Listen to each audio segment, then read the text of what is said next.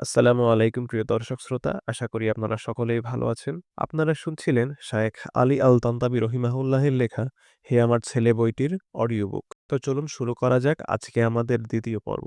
প্রথমে একদল লোক বিদেশি অভিনেত্রীদের নগ্ন ছবি তাদের পত্রিকায় প্রকাশ করে। তারপর শরীরচর্চার দোহাই দিয়ে প্রকাশ করে স্কুলের মেয়েদের ছবি। এরপর উপকূলের নারীদের ছবি প্রকাশ করে ভ্রমণের অজুহাতে। সূক্ষ্ম কৌশল আর পরিকল্পিত ছক অনুসারে এর উপর তারা বহুদিন ধরে তৎপরতা চালাতে থাকে। ইবলিসকে খুশি করার জন্য এক্ষেত্রে তারা অনেক ধৈর্যের পরিচয় দেয়। যদি তাদের এই চক্রান্ত, তাদের পত্রিকা এবং পূর্বের অশ্লীল গল্পমালা আর পরের অসভ্য সিনেমা না থাকত, যদি ভ্রষ্টতার বিদ্যালয় থেকে শিক্ষাপ্রাপ্ত লোকজন আমাদের বিভিন্ন শিক্ষা প্রতিষ্ঠানে ছেলেমেয়ের দায়িত্ব না নিত, তাহলে আমরা দেখতাম না এবং আমাদের কল্পনায়ও আসত না যে এমন একদিন সামনে আসবে যখন মুসলিম মেয়েরা বাস্কেটবল খেলার নামে, ব্যায়ামের অনুষ্ঠানে প্রদর্শনীর নামে অথবা সমুদ্র ভ্রমণের নামে পায়ের গোছা ও উরুর পর্দামুক্ত করেছে। যদি কাসেম আমিনকে আর ফিতনার সূচনাতে তার ডাকে যারা সাড়া দিয়েছিল তাদেরকে পুনরুজ্জীবিত করা হয় এবং নারীর যে অবস্থা হয়েছে তা তারা প্রত্যক্ষ করে, যা কখনোই তারা চায়নি, তাহলে নিশ্চয়ই তারা জ্ঞান হারিয়ে ফেলবে। তোমাকে সুদৃঢ়ভাবে জানাচ্ছি যে কামচাহিদা চরিতার্থকরণের কাজটি প্রকৃতপক্ষে খুব তুচ্ছ এবং তোমার ধারণার চেয়ে অনেক হালকা। তবে তার সম্পর্কে আলোচনা বিরাট ব্যাপার। কাজটির চেয়ে তার বর্ণনা অন্তরে অনেক বেশি দাগ কাটে। যদি এই শাস্ত্র অর্থাৎ কবিতা, গল্প, চিত্রাঙ্কন, গান না থাকত, যদি না থাকত এই চক্রান্ত যা নারীকে মোহনীয় করে পেশ করে এবং প্রেমকে কমনীয় করে উপস্থাপন করে, তাহলে সে দৈহিক সম্পর্কের জন্য যে উষ্ণতা তুমি অনুভব করছো তার ১০ ভাগের ১ ভাগও তোমার ও অন্য যুবকদের অন্তরে দেখা যেত না। নিশ্চয়ই কাজটি চিকিৎসা শাস্ত্রের একটি অপারেশনের মতো। নিশ্চয়ই কাজটি খুবই নোংরা। এই কারণেই আল্লাহ তাআলা তার জন্য একটি অবশকারী ওষুধের ব্যবস্থা রেখেছেন, যা একেবারে বধির ও অন্ধের মতো করে দেয়। ফলে মানুষ এর মধ্যে কোনো কদর্যতা দেখতে পায় না। আর এই অবশকারী ওষুধ হচ্ছে কামচাহিদা। মানুষ যদি শান্তভাবে বিষয়টি নিয়ে ভাবে, শিরা উপশিরার আকলের পরিবর্তে যদি মাথার আকল দিয়ে এই সম্পর্কে চিন্তা করে, তাহলে আমি যা বললাম সেটাই প্রমাণিত হবে। এইসব উত্তেজক বিষয় কাজ করতে পারে না এবং তিক্ত ফল দিতে পারে না যতক্ষণ পর্যন্ত অন্যায়ের সহচার না পাওয়া যায়। যে তোমাকে অশ্লীলতার রাস্তা দেখিয়ে দিবে এবং তোমাকে তার দরজায় পৌঁছে দিবে, এগুলো সব পরিপূর্ণ প্রস্তুত গাড়ির মতো। আর এই সহচর হচ্ছে স্টিয়ারিংয়ের মতো। গাড়ি যত শক্তিই থাক, স্টিয়ারিং ছাড়া তা অচল। আমি যেন শুনতে পাচ্ছি যে তুমি বলছ, এ তো গেল অসুখের কথা। ওষুধ কি? ওষুধ হচ্ছে আমাদেরকে আল্লাহর নিয়ম ও বিভিন্ন বস্তুর প্রকৃতিক দিকে ফিরে আসা। আল্লাহ যেখানে একটি বস্তু হারাম করেছেন সেখানে আরেকটি বস্তু হালাল করে দিয়েছেন। সুদ হারাম করেছেন আর ব্যবসা হালাল করেছেন। জেনা হারাম করেছেন, বিয়েকে হালাল করেছেন। এখানে ওষুধ হচ্ছে বিয়ে। হ্যাঁ, বিয়েই সংশোধনের একমাত্র পথ। আমি ইসলামিক সংস্থা ও সমাজ সংস্কারক প্রতিষ্ঠানগুলোর কাছে প্রস্তাব রাখব, সেগুলো যেন একটি নতুন বিভাগ চালু করে। সেই বিভাগ যুবকদের বিয়ে করার জন্য উৎসাহ দিবে এবং বিয়ের কাজের বিভিন্ন প্রকারের সহায়তা দিবে। প্রস্তাবকারী যুবককে উপযুক্ত কনের সন্ধান দিবে, উপযুক্ত কনের জন্যও বরের সন্ধান দিবে। যদি যুবক দরিদ্র হয় তাহলে তাকে টাকা পয়সা কর্জ দিবে। এই প্রস্তাবের কিছু বিশ্লেষণ ও আনুষাঙ্গিক বিষয় রয়েছে। যে বা যারা এই প্রস্তাব গ্রহণ করে আমল করতে চাইবে, আমি তাকে বিস্তারিত বিবরণ পেশ করব। যদি বিয়ে তোমার পক্ষে সম্ভব না হয় এবং অশ্লীল কাজের ইচ্ছাও তোমার না থাকে, তাহলে একমাত্র পথ হচ্ছে আত্মনিয়ন্ত্রণ। যা লিখতে চাইছি তা বোঝাতে গিয়ে জ্যোতির্বিজ্ঞানের পরিভাষা ব্যবহার করে জটিল করতে চাই না। কাজেই একটি উদাহরণের মাধ্যমে বিষয়টি তুলে ধরতে চাই।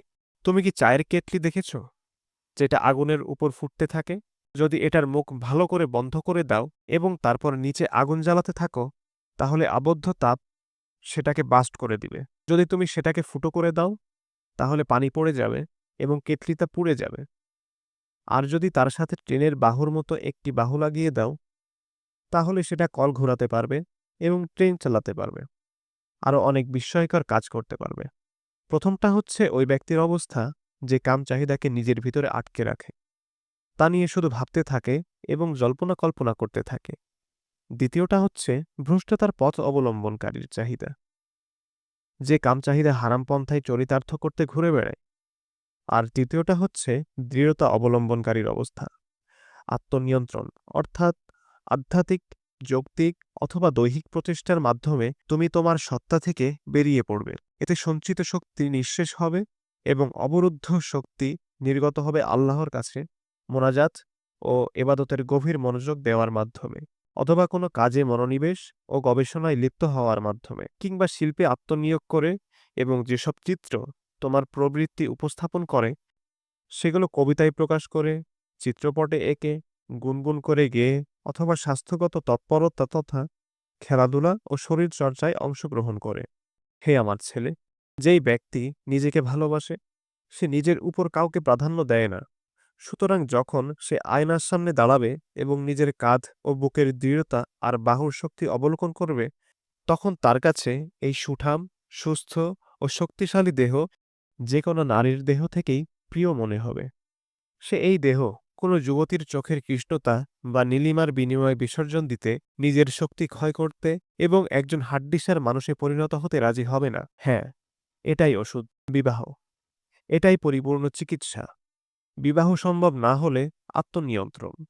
এটা সাময়িক ব্যবস্থা, তবে এটা শক্তিশালী ব্যবস্থা, উপকারী, ক্ষতিকর নয়। তবে উদাসীন বা উচ্ছৃঙ্খল সমাজ যে কথা বলে যে এই সমাজের সমস্যার সমাধান হচ্ছে দুই শ্রেণীকে সহ অবস্থানে অভ্যস্ত করে তোলা, যাতে সহজভাবে জৈবিক চাহিদা পূর্ণ হয় এবং ব্যাপকভাবে পতিতালয় খুলে দেওয়া হয়, যাতে সেখানে গোপন ব্যভিচার সম্পন্ন করা যায়, এটা একটা অর্থহীন প্রস্তাব। অনেক অমুসলিম দেশ নরনারীর সহ অবস্থান পরীক্ষা করে দেখেছে, এতে সেখানে কামচাহিদা আরও বিশৃঙ্খলা শুধু বৃদ্ধিই পেয়েছে।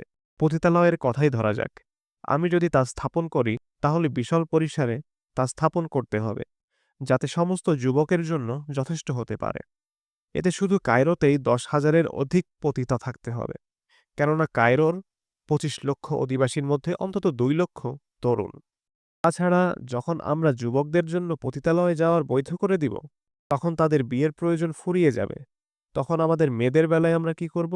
তাদের জন্য মহল নির্মাণ করব, যেখানে পুরুষ পতিতারা অবস্থান করবে। হে আমার ছেলে, আল্লাহর কসম, এইগুলো অর্থহীন সংলাপ। এইগুলো তাদের বিবেকের কথা নয়, বরং প্রবৃত্তির, চরিত্রের সংশোধন, নারীর অগ্রগতি, সভ্যতার বিকাশ, স্বাস্থ্যের উন্নতি, সমৃদ্ধ জীবন, এগুলো কোনো কিছুই তাদের উদ্দেশ্য নয়।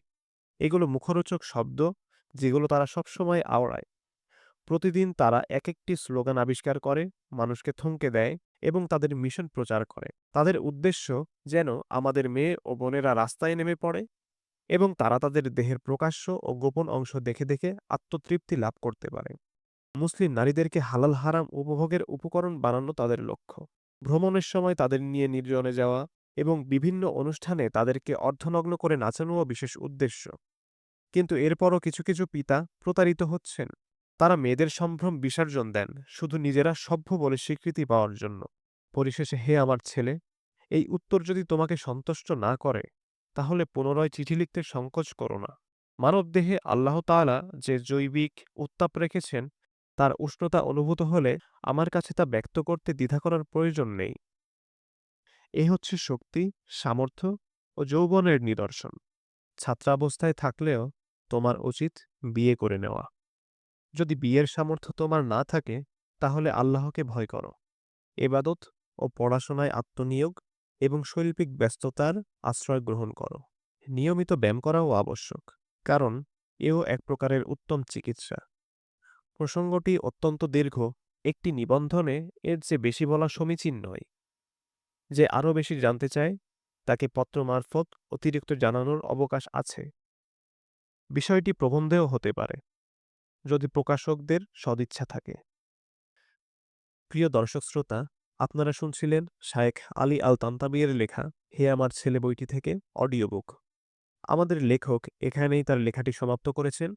এতক্ষণ সাথে থাকার জন্য ধন্যবাদ। আসসালামু আলাইকুম।